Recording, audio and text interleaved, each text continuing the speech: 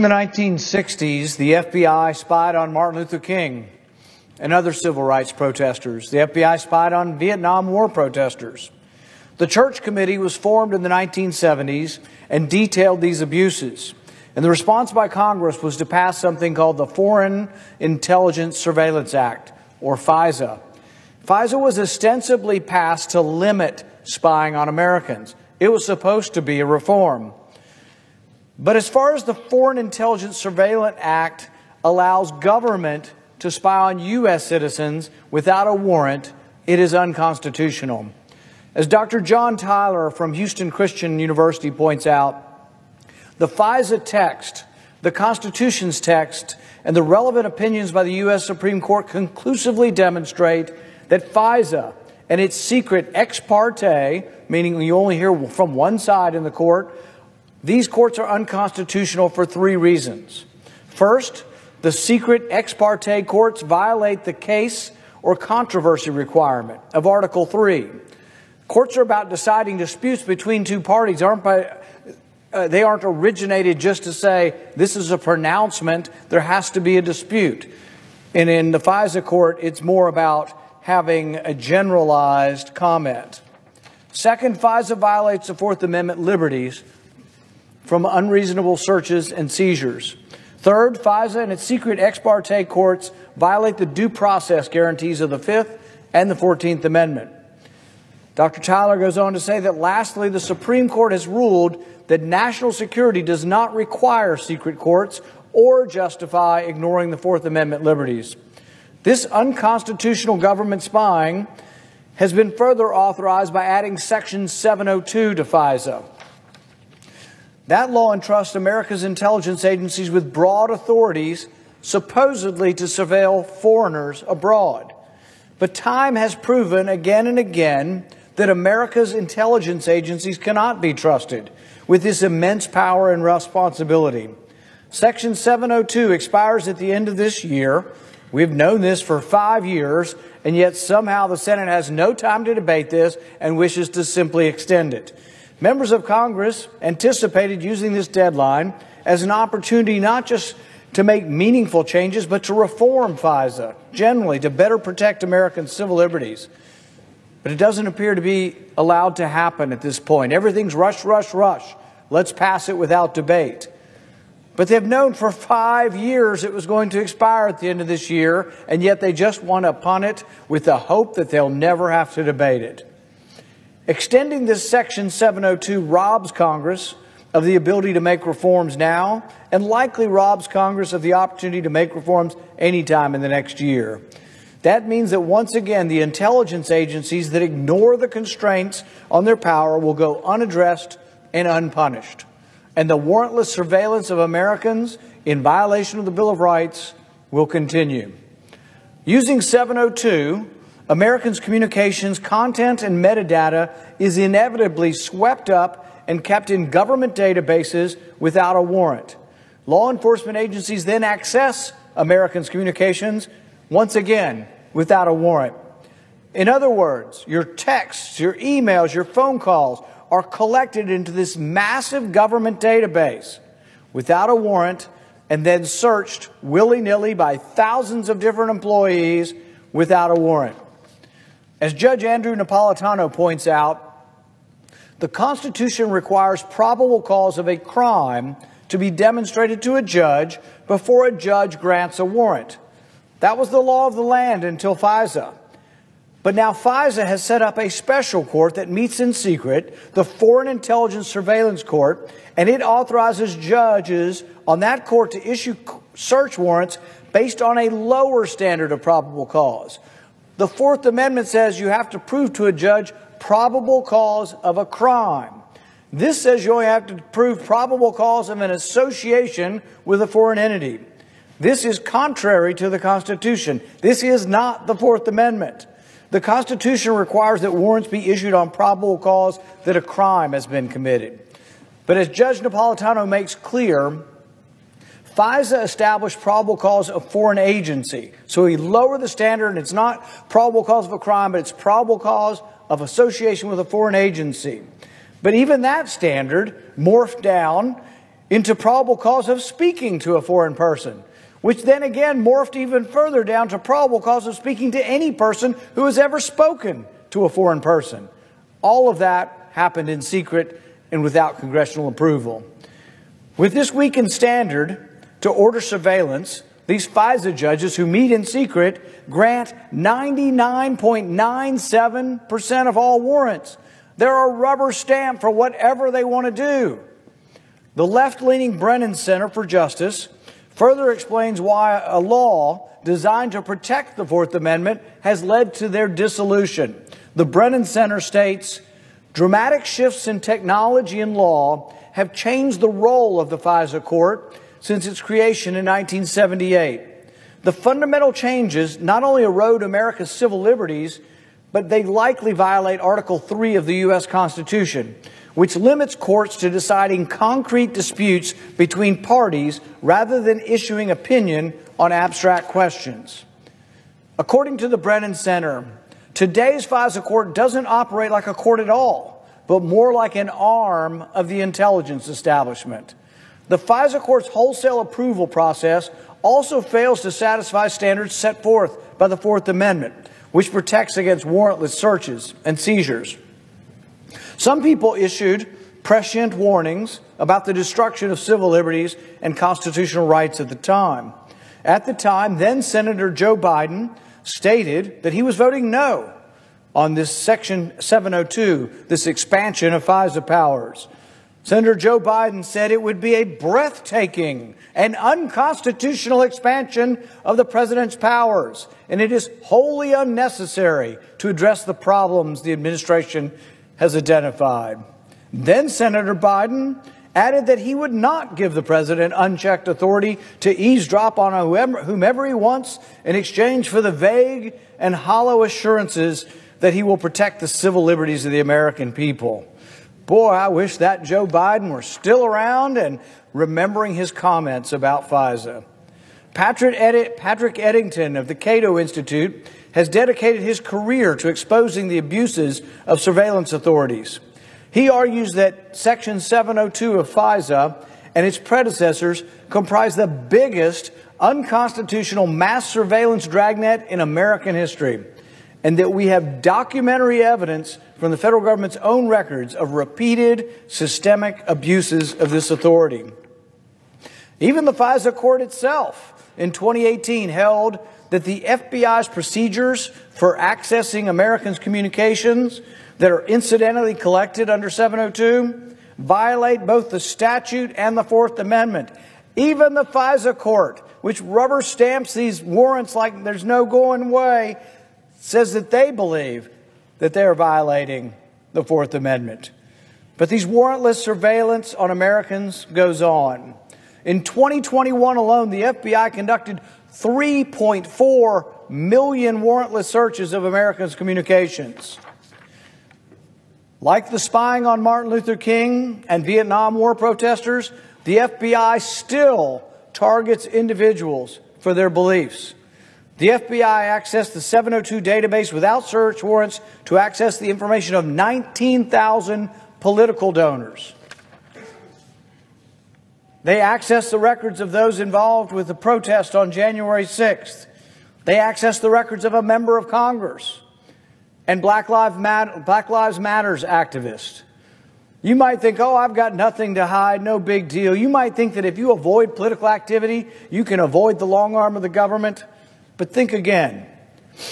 If you call a merchant in England or text a family member in Germany or email a friend in Israel, the feds can seize and search your communications without permission, without a warrant, and without due process.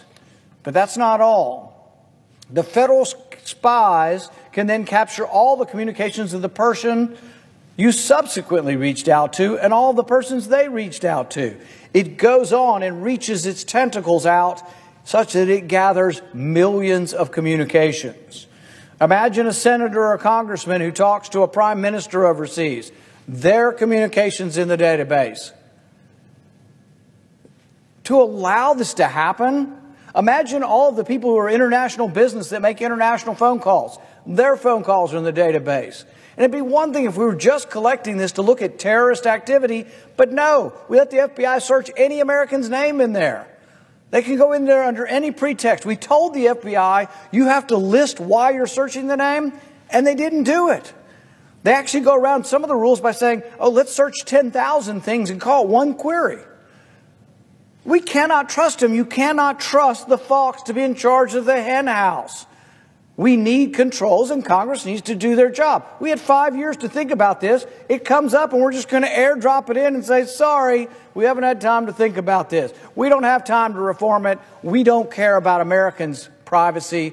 That's what the majority who will vote to just drop this in and turn the other way will do. It'd be bad enough if the FBI limited itself to eviscerating the Fourth Amendment and indiscriminately collecting and searching the private communications of millions of Americans, but it's far worse than that. As we all know, the FBI abused the immense power conferred by FISA to subvert a Republican presidential campaign.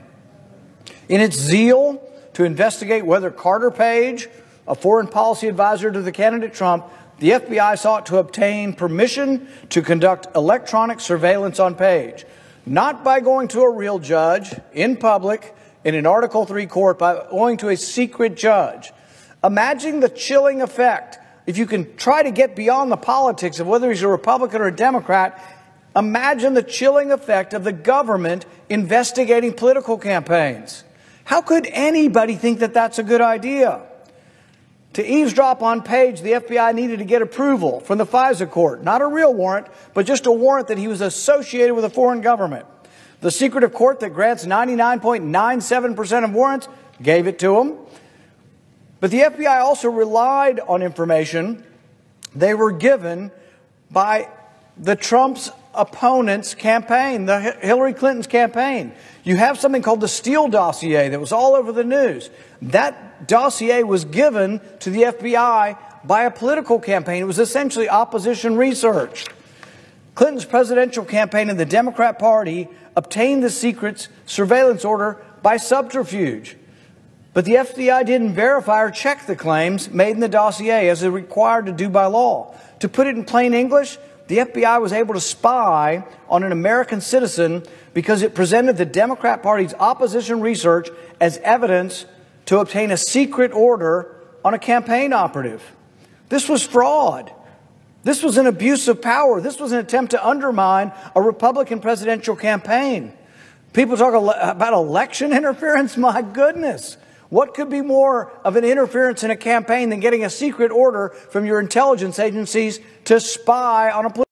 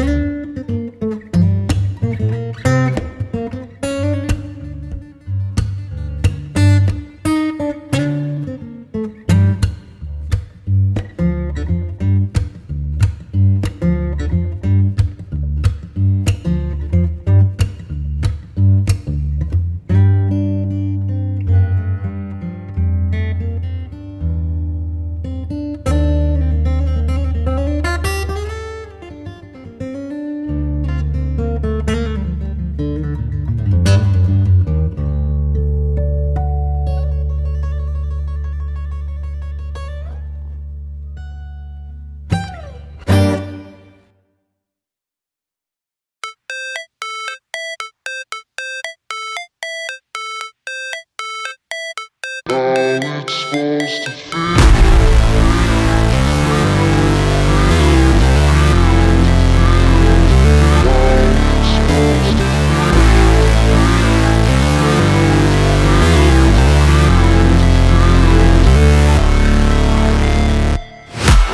break, always fight, never quit, do it right, play the game, win it life, have no shame, there's no time, feel the pain, live the grind, I could change, in my mind, pick a lane, commit and climb, the only way to win it life.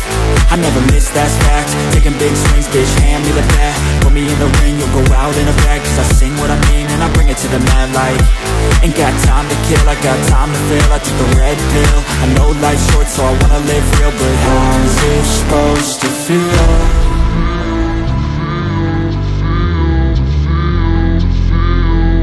How's it supposed to feel?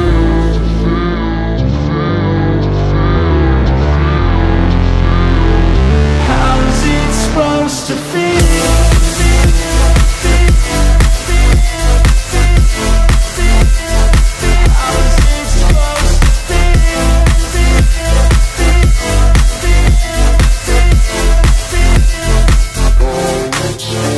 They wanna sing my name, but they holding back. They wanna say they hate, but they know it's cap. I ain't play no games, I just do, that's fact. And I don't feel no shame, it's a mood you lack. I go crazy, nah bitch I ain't lazy. Track after track, I work on this shit daily. Pass me the jack, right as fuel, got me hazy. About to unpack all these things I've been chasing. I've got visions in my head, like memories after death. To be a legend instead of something you can forget. I'm living up every breath, I'd rather lead than be led. I'll fill the seats as I spread with every word that I've said.